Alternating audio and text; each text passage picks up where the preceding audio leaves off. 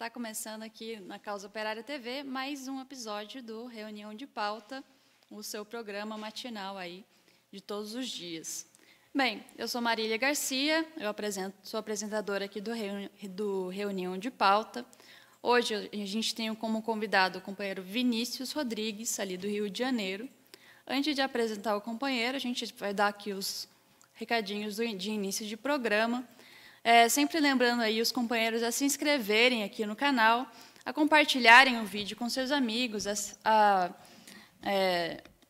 chamarem todo mundo para debater aqui com a gente no chat, e também, para quem está sentindo falta aí de receber notificações com o sinal 24 horas, é só ir lá no nosso site causaoperaria.pco.org.br e ativar o sininho ali, ativar as notificações que você vai receber notificações aí no seu computador de todos os nossos vídeos.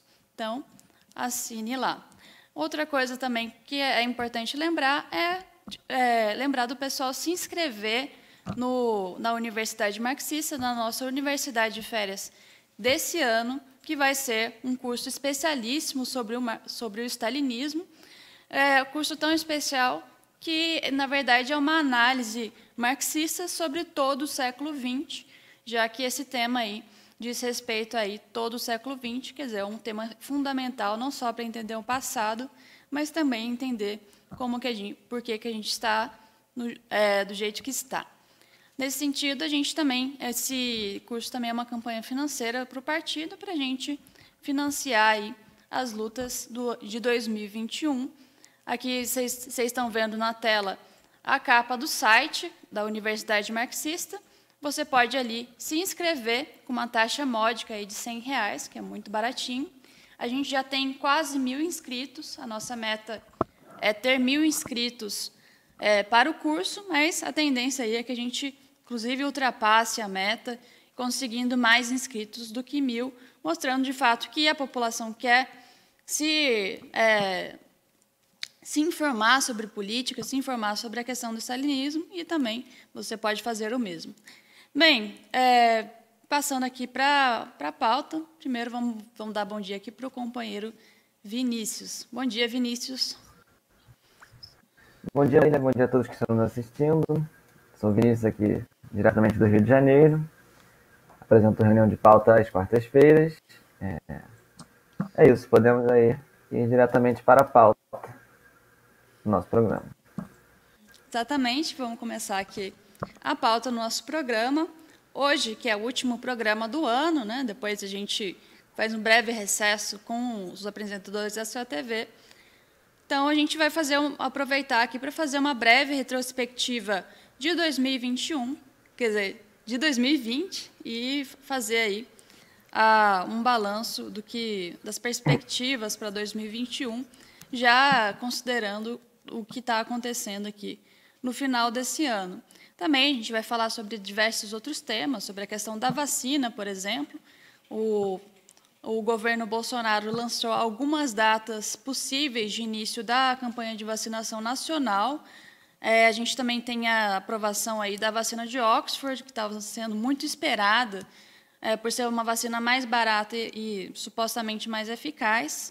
E também a gente tem as questões da Venezuela estar utilizando a vacina da Rússia e outras questões aí da política que são muito quentes. Bem, mas antes disso, como de costume, vamos apresentar aqui os números atualizados da pandemia, e para isso o companheiro Vinícius tem aí os dados. Exatamente. A gente tirou recentemente uma capa do nosso jornal impresso, né, o Jornal da Causa Operária, que era um fim de ano de miséria e fome. Agora eu não me recordo, mas se for miséria, eu não me recordo se tinha morte no próprio editorial, mas se não tinha, o fim de ano de fato vai ser de miséria, morte e fome, porque a situação que a gente tem agora do Covid é terrível, né? Você vê, o último dado que a gente teve foi de que mais de 1.000 pessoas morreram novamente nas últimas 24 horas. Com esses números aí extremamente duvidosos que a gente tem, mas são os números que temos, né? De acordo com o consórcio da imprensa, foram 1.075, e de acordo com o Ministério da Saúde, foram 1.111.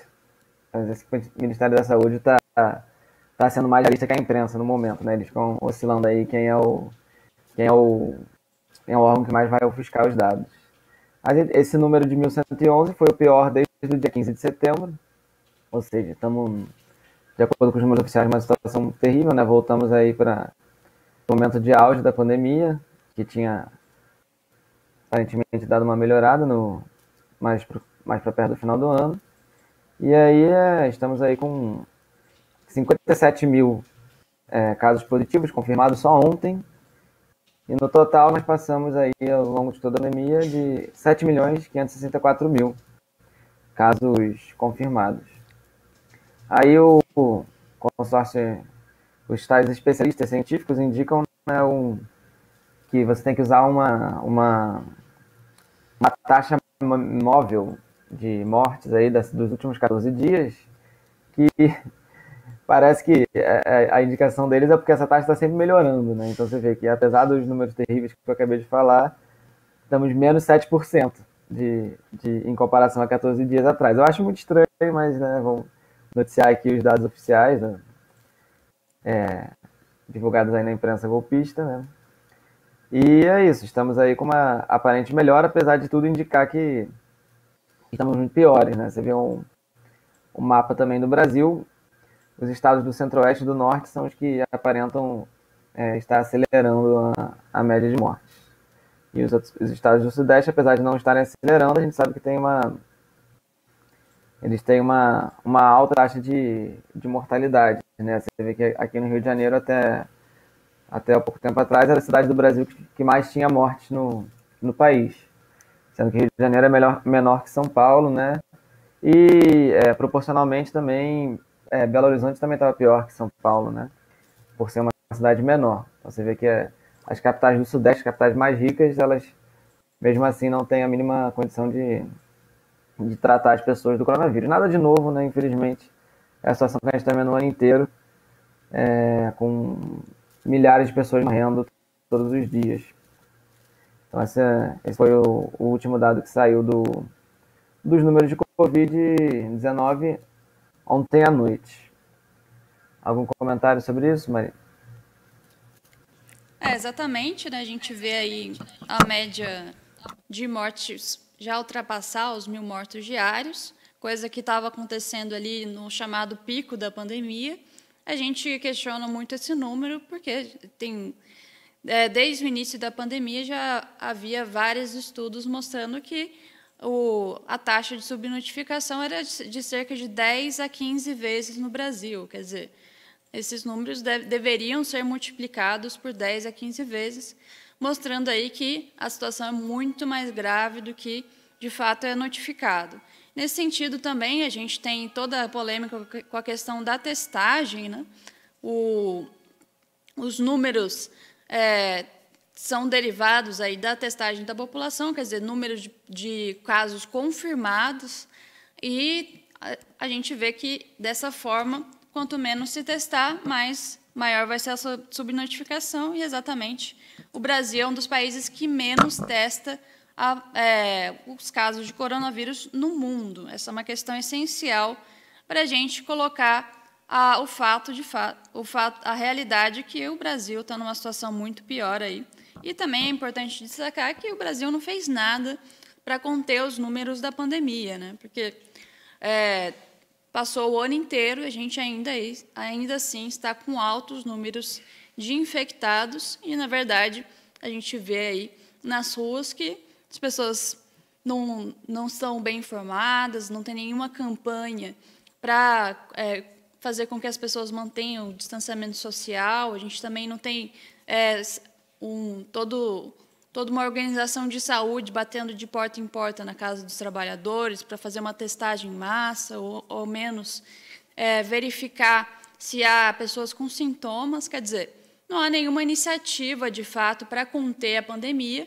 A gente, na verdade, vive como se estivesse em qualquer outra situação, à exceção de que, quando a situação fica muito feia, eles vão lá e decretam bandeira vermelha, fecham ali alguns comércios para depois abrir de novo. e manter a população trabalhando aí amontoada, tendo que se transportar amontoada pelo metrô.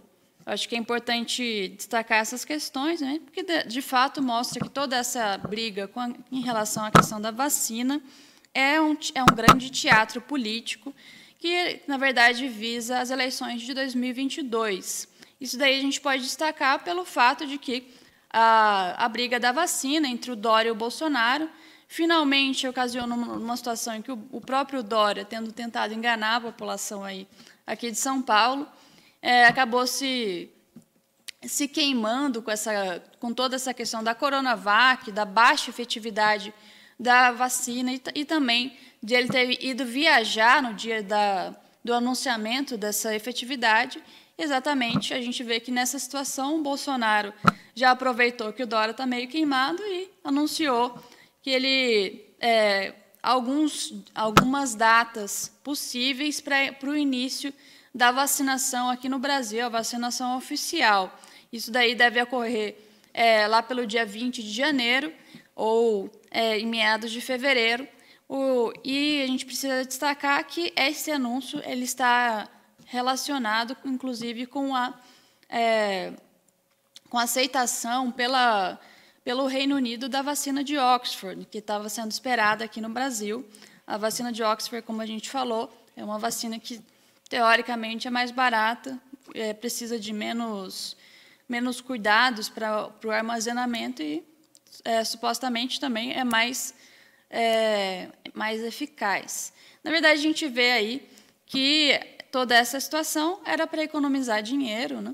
O governo ele deu mais trilhões de reais para os bancos, mas, quando é para vacinar a população, ele fica ali tentando manobrar para economizar um dinheiro ou outro.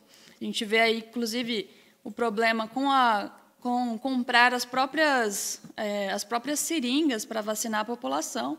Então, de fato, você vê que os interesses da população são os que ficam em último plano na situação política. De qualquer jeito, a gente tem essa questão da vacinação para o início de 2021, né, que é uma questão essencial, vamos discutir muito sobre isso ainda. Também é importante destacar aqui a Venezuela. Ela iniciou, já fez o acordo com a Rússia para fornecimento da Sputnik V.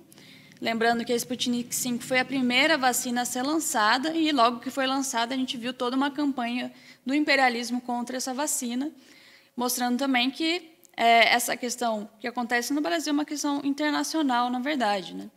Você vê, numa situação de pandemia, em vez de o mundo inteiro se utilizar da primeira vacina que saiu e tem efetividade, não. A gente vê aí que a questão essencial é o ganho das empresas. Bem, sobre essa questão da vacina, Vinícius, tem algum comentário? Eu acho que é sempre bom lembrar essa questão da vacina, que ela está sendo usada aí como a última grande solução para o Covid, né? E como a única solução, né? Então, além de toda essa disputa econômica aí, não é um tratamento, não é um tratamento eficiente, né? Como você estava comentando, que não existe os médicos indo para os bairros, não existe a construção aí de mais hospitais de campanha e outros estabelecimentos de saúde.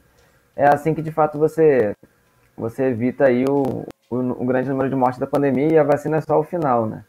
Você vê que países como Cuba, que tem um sistema de saúde muito bom e lidaram bem com a pandemia, né? Tem coisa de 100 mortes só, e uma população semelhante a São Paulo, eles controlaram a pandemia muito antes da vacina. A vacina vai ser para erradicar a pandemia. E o que a gente vê aqui, principalmente, vou falar da minha experiência aqui no Rio de Janeiro, é que não existe nem mais uma campanha do use máscara. As pessoas estão andando sem máscara na rua. Não tem não existe nem uma campanha governamental para falar para as pessoas voltarem a usar máscara. Não está sendo feito nada. Aí eu volto aí ao ponto inicial, né, que a média móvel de morte está diminuindo de acordo com esses dados, mas como é que isso é possível? Se todo mundo está saindo na rua mal, não tem nem máscara, teve festa, teve compras, teve tudo, e as mortes diminuem.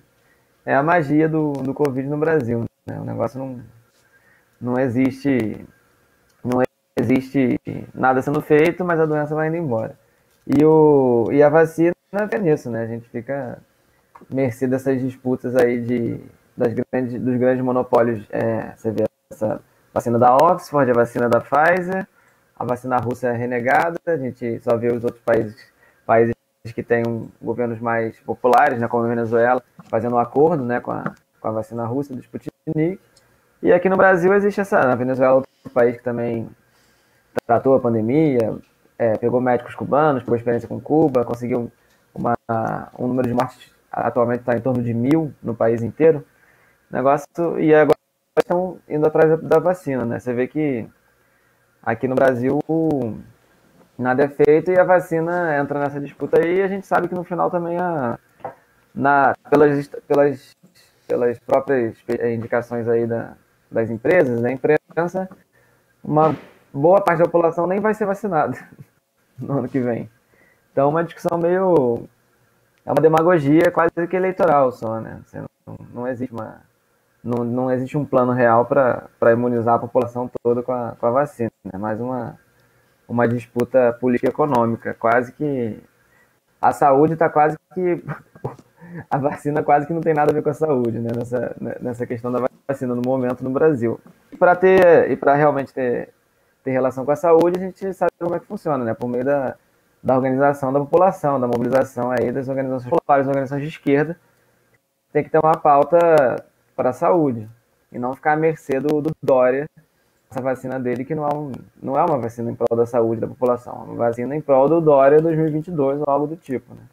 Então a gente tem que ter a esquerda tem que ter um plano aí para a saúde, como nós lançamos, né, no início da pandemia. Nós temos um plano, ele mais ou menos funciona até os dias de hoje. Dá para dar algumas mudanças de alguns retoques, né, porque a situação é um pouco diferente, mas tem que ter um plano aí para cuidar da saúde da população, não pode ficar à mercê do jogo da direita com essa disputa da vacina, que a gente sabe que não é uma disputa em prol da saúde da população. Exatamente. Eu acho que esse comentário é muito importante, né? Mostrar que a vacina, na verdade, é uma questão, em grande medida, de campanha eleitoral e não uma questão de saúde da população, de fato.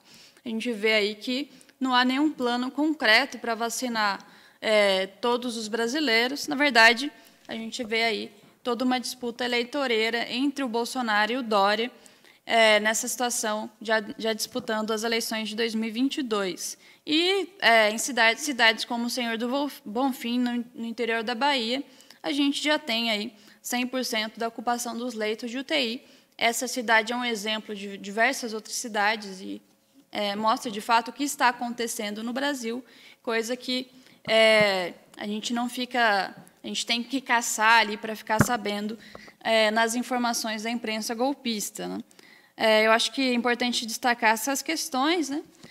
Já passando para o próximo tema, a gente já tem uma vitória popular ali na Argentina, no quesito da luta das mulheres, que é a aprovação aí, do direito ao aborto, que foi aprovada por 38 votos a favor e 29 contra, e uma abstenção no Senado, e colocando a Argentina aí como o primeiro país que aprovou, de fato, o direito ao aborto, que é um direito essencial, aí, uma reivindicação histórica das mulheres.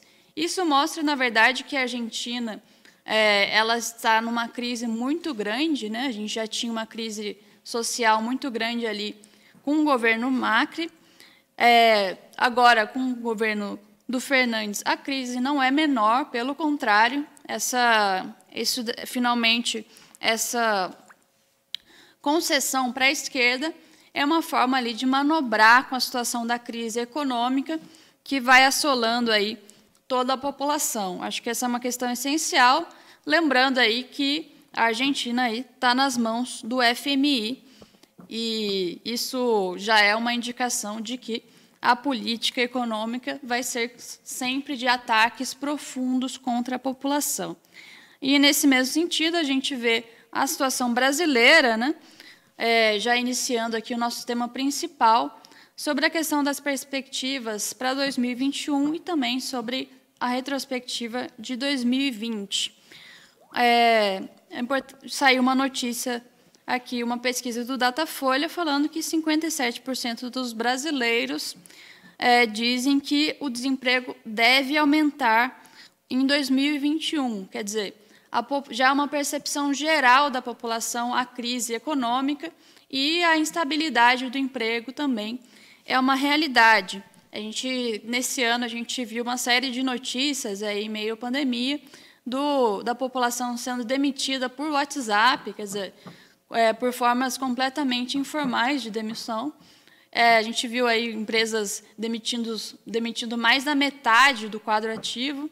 Quer dizer, uma série aí de absurdos contra o povo trabalhador e, como mostra aqui, a população não está otimista, pelo contrário, ela está pessimista em relação a isso. Ela acha que a tendência é piorar em 2021. Né? Quer dizer, a população não está caindo aí nessa balela da burguesia, que é falar que logo que a população se vacinar, tudo vai voltar ao normal e tudo mais.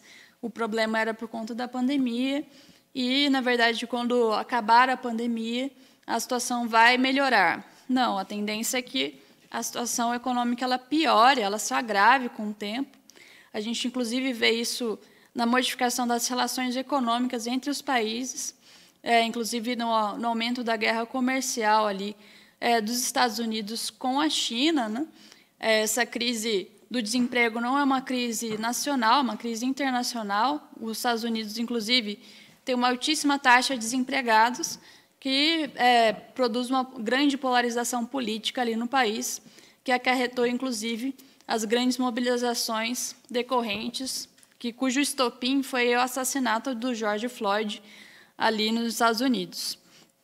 Bem, nesse sentido também, a gente teve, logo após a mobilização do George Floyd, né, a gente viu, já iniciando a retrospectiva aqui de 2021, a gente, no início do ano, teve algumas mobilizações, principalmente a última mobilização que houve foi do Dia das Mulheres. Depois a gente teve o cancelamento das mobilizações dos atos contra o Bolsonaro, ali em abril, e depois disso toda a esquerda foi para casa. A gente viu aí todos os sindicatos fechando as portas, inclusive alguns sindicatos não só fechando as portas para os trabalhadores, como abrindo as portas para os governos capitalistas. Quer dizer, alguns sindicatos cederam as suas sedes para os governos capitalistas. Bem, toda essa demagogia finalmente acarretou num refluxo total das lutas nesse ano, né? o que possibilitou uma série de ataques profundos contra a população, no efeito de passar a boiada, como costumam dizer. Né?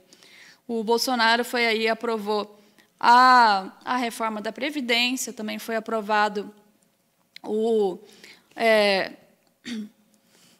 cancelamento de contratos, cancelamento de contratos em meio à pandemia, a redução de salários e a redução de tempo de jornada de trabalho também em meio à pandemia, uma série de outros ataques aí que a gente pode enumerar, e são inúmeros ataques contra a população. Mesmo assim, mesmo tendo sido aprovados essa série de ataques, a burguesia não está contente com Bolsonaro. Ela, inclusive, divulgou aí uma notícia falando que o Bolsonaro prometeu demais e não fez quase nada, e, nesse sentido, a gente tem que falar que ele prometeu muitas reformas para a própria burguesia, mas ele fez pouca coisa.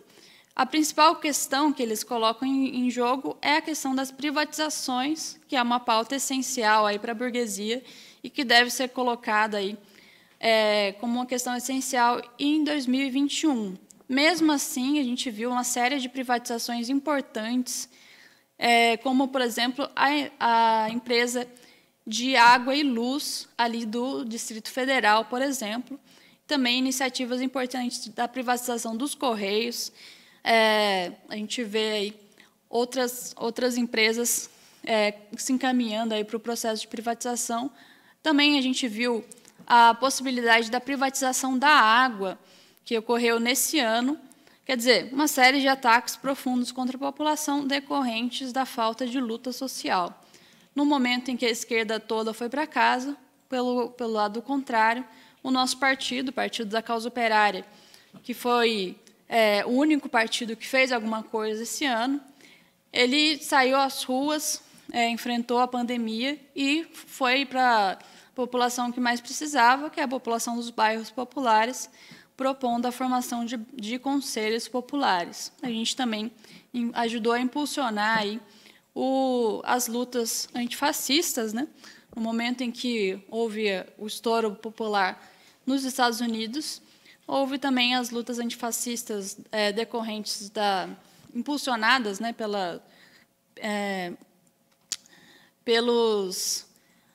pelas torcidas organizadas. O nosso partido ajudou ali, participou dos atos, e, no sentido oposto, a gente viu o Boulos manobrar com os atos aqui em São Paulo, entregando a Paulista para os coxinhas e levando os atos ali para outros locais, o que finalmente levou ao fim desses atos das torcidas organizadas. E, como a gente viu, os próximos atos depois disso foram atos chamados apenas pelo nosso partido. Bem, isso daí mostra também, essa questão do Boulos mostra também a questão da frente ampla, né? Eu acho que uma questão essencial desse ano para a burguesia foi a utilização da situação da pandemia para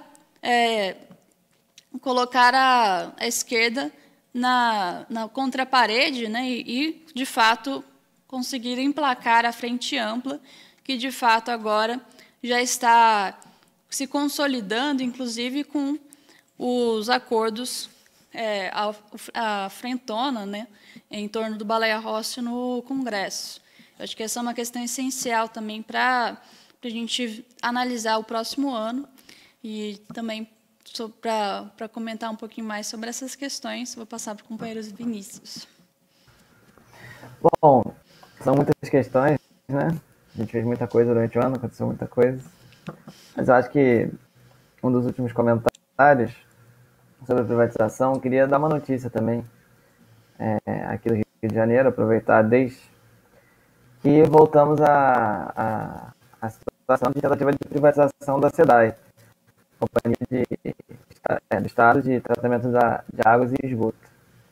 Então, isso daí a gente já vem desde que teve o golpe, né, 2016, a gente vê as tentativas de privatização, a gente vê uma resistência grande aí, principalmente dos trabalhadores da SEDAI, fizeram umas mobilizações combativas aí em 2017, 2018, aí conseguiram segurar um pouco as tentativas de privatização, as investidas de privatização, mas elas não param. Então,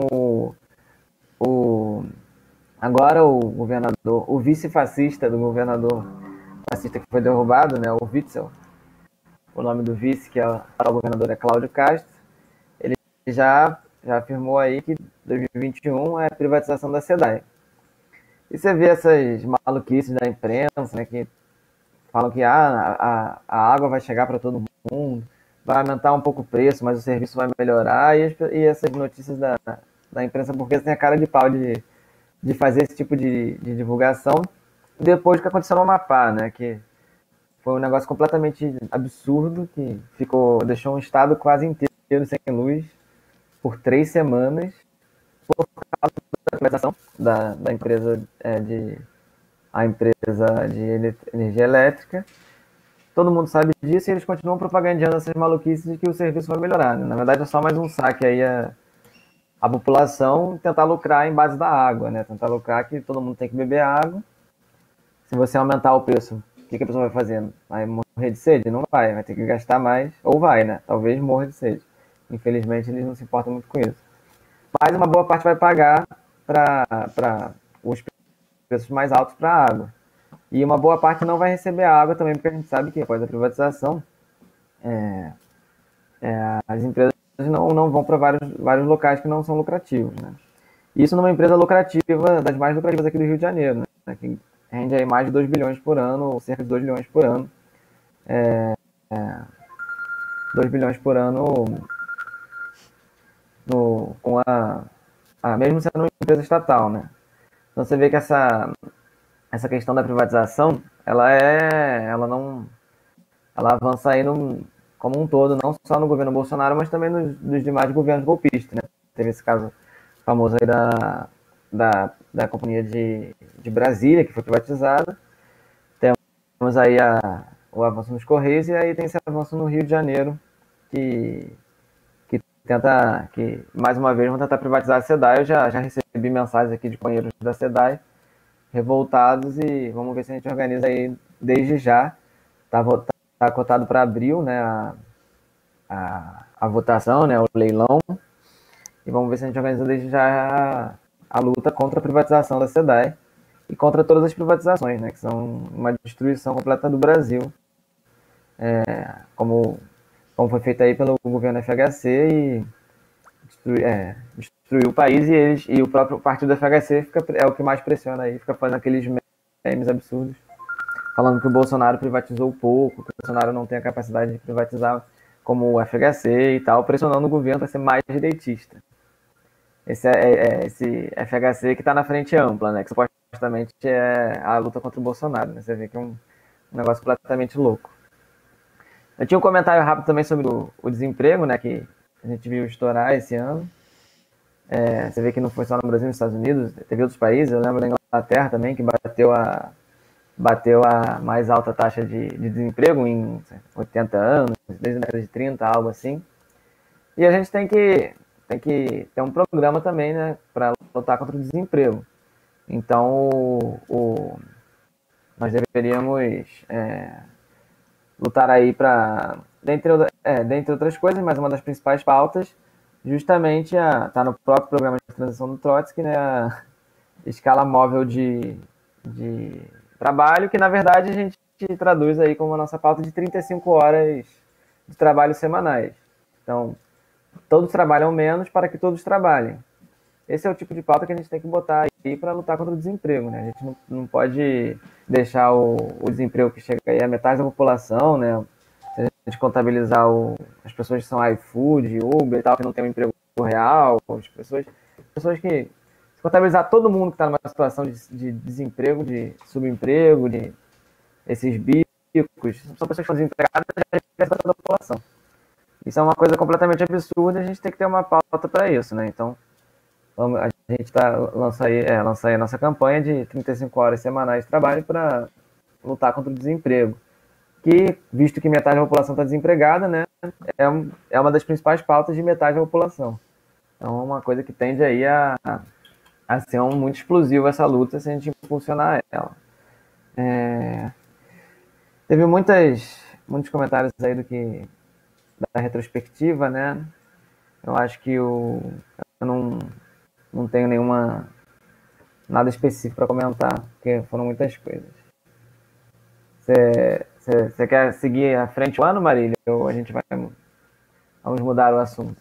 A gente parou em agosto, eu acho. Eu acho que a gente parou em agosto. Não,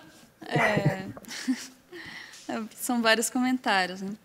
Bem, eu acho que a questão essencial, de fato, como foi falado pelo companheiro Vinícius, para 2022, né, como a gente viu, a questão da Frente Ampla ela vem avançando aí na situação política e, nesse sentido, também há toda uma briga interna dentro da esquerda em torno disso, né?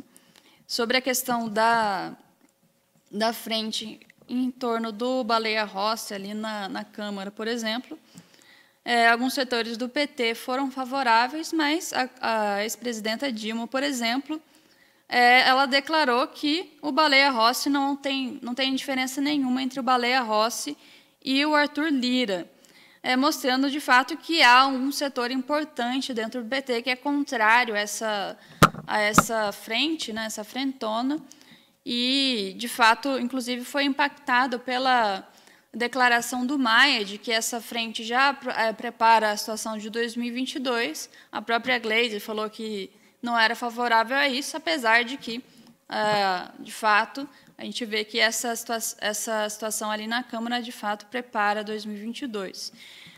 No sentido contrário, né, a gente vê que a burguesia está morrendo de medo de que o Lula seja elegível em 2022, mostrando que, de fato, também essa é a questão essencial, né? Agora que o STF ele permitiu que a defesa do Lula usasse as informações vazadas pelos hackers ali, as conversas com Dallagnol, do Moro com Dallagnol e tudo mais, e mostrando, inclusive, que o Moro não colocando o julgamento do Moro em suspeição, né? Tudo isso, como foi, inclusive, falado aqui pela Catanhede, que é uma das principais representantes aí da posição da burguesia, tudo isso coloca uma granada na situação política, quer dizer, de fato, permite que o Lula seja elegível, e isso é uma possibilidade de abrir uma grande crise dentro do golpe de Estado, né? Por isso mesmo a gente vê aí toda essa mobilização da burguesia em torno de figuras como Dória, por exemplo, tentando fazer com que ele seja colocado como herói do povo, inclusive pela esquerda, e, do lado oposto, a tentativa de isolar o próprio Lula e a ala lulista dentro do seu próprio partido, né, dentro do próprio PT, para tentar fazer com que a luta em torno da candidatura do Lula de 2022 seja uma questão minoritária. Mas, de fato, a gente vê que a grande vontade da população é que o Lula seja elegível e que, de fato, eleger o Lula, né? A gente tem que lembrar que, em 2018, mesmo preso e sem fazer nenhuma campanha, o Lula aí estava na frente das pesquisas, disparado, na frente do Bolsonaro, inclusive, e depois de ser retirado aí das eleições, o Haddad não tinha nem metade do que o Lula significava. É importante destacar isso daí porque, de fato, 2021 vai ser a luta por Lula 2022, já se preparando aí, porque não é um negócio simples, né? A gente vai ter que impor essa candidatura e, de fato, isso vai exigir um grande processo de mobilização, de formação de comitês de luta, de atos populares, inclusive, e também dos mutirões em torno do abaixo-assinado pela anulação dos processos contra o Lula. Nesse sentido também, como foi falado aí pelo companheiro, a questão do desemprego, das 35 horas de trabalho semanais, da luta contra o imperialismo, contra as privatizações, são questões essenciais. Bem, a gente tem todas essas questões, né? Eu acho que a gente poderia falar aí muito tempo sobre isso. Comentar Pode falar. Rapidinho. Então, essa questão da frente ampla, agora, do final do ano, do Lula, eu acho que as declarações da Dilma são muito interessantes. A gente teve duas declarações importantes da Dilma, foi essa aí do Baleia Rossi é igual ao Lira, né, que é o candidato do Bolsonaro e o candidato do Maia, que de fato é igual, né, a Dilma está muito certa. São os golpistas, não existe essa diferença, não existe suposição, só que um está ligado à extrema-direita e um está ligado à direita tradicional, mas a política deles é basicamente a mesma, eles só se expressam aí de uma forma um pouco diferente. Mas o Rodrigo Maia, de fato, todo o setor ligado ao Rodrigo Maia foi quem deu o golpe, quem possibilitou a eleição do Bolsonaro. E a outra declaração importante aí que a Dilma deu foi que Lula é o candidato mais forte para 2022, né? Então você vê que essa frente ampla aí, a gente vê a disputa dentro do PT, né? A gente viu recentemente com o infeliz apoio que deram ao Maia na Câmara, né? Que a ala direita venceu essa disputa e conseguiu botar o partido a reboque do Maia. Mas a gente vê que quem defende o Maia, quem defende a frente ampla, está contra o Lula e vai levar mais uma derrota da classe trabalhadora brasileira aos moldes de 2018, porque sem Lula, a tendência é que se repita 2018 ou com Bolsonaro ou com algum candidato terrível aí da frente ampla. E a ala esquerda aí que está contra a frente ampla é o pessoal, que é representado aí pela Dilma agora, a gente viu nas últimas declarações, são as pessoas que estão contra a frente ampla e estão a favor de levar o Lula para 2022. Então você vê que a divisão é muito clara, né? Eu acho que esses comentários da Dilma deixam um negócio bem explícito, né?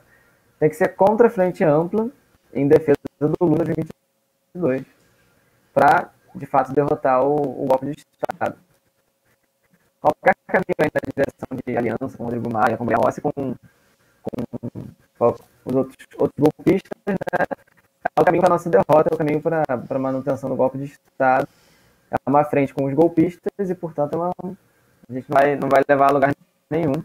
E provavelmente ainda vai levar a uma desmoralização cada vez maior da esquerda, né?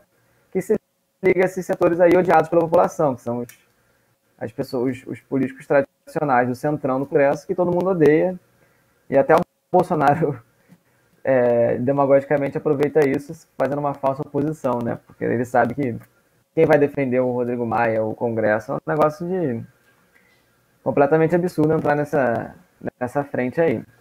Então, acho que essas últimas duas eleições da Dilma, eu tava vendo nas redes, compartilhando aí nas nossas páginas relacionadas aí ao partido, e vi que tem uma população que recebe muito bem essas colocações da Dilma e considera aí que realmente é o caminho da luta, né? Então, eu acho que a companheira Dilma expressou bem como está no nosso título, né? Por um 2021 de luta por Lula 2022. Contra a Frente Ampla, que é a frente que quer excluir o Lula, em defesa do Lula, a candidatura do Lula, da restrição dos direitos políticos, do fim da Lava Jato e todos os processos, em defesa aí da candidatura do Lula nas próximas eleições. Seja em 2022, seja em 2021, caso a gente derrube o Bolsonaro ano que vem, que seria muito bom. É esse meu comentário. Exatamente. Bem, com esse comentário final aqui do companheiro Vinícius, que a gente tem um 2021 de luta por Lula para 2022, a gente vai encerrando aqui o nosso programa, desejando aí um grande ano de lutas de toda a esquerda e principalmente dos setores oprimidos aqui em 2021. E a gente chama aí todos os companheiros a participarem com a gente dessa luta, participando dos comitês de luta, ingressando no nosso partido também. A gente está numa grande campanha aí de filiações ao partido, então participe também da luta organizada no Brasil do nosso partido, o Partido da Causa Operária. Bem, a gente vai encerrando o programa por aqui. Eu me despeço, né? Desejo um feliz ano novo para todo mundo e também companheira Vinícius, até ano que vem, Vinícius. Bom, obrigado, eu vou me despedir também, agradecer a todos que nos assistiram, desejar um feliz ano novo para Marília, para todos os nossos espectadores, um feliz 2021 e um 2021 de luta por Lula 2022. Um abraço a todos. É isso, e bom dia a todos.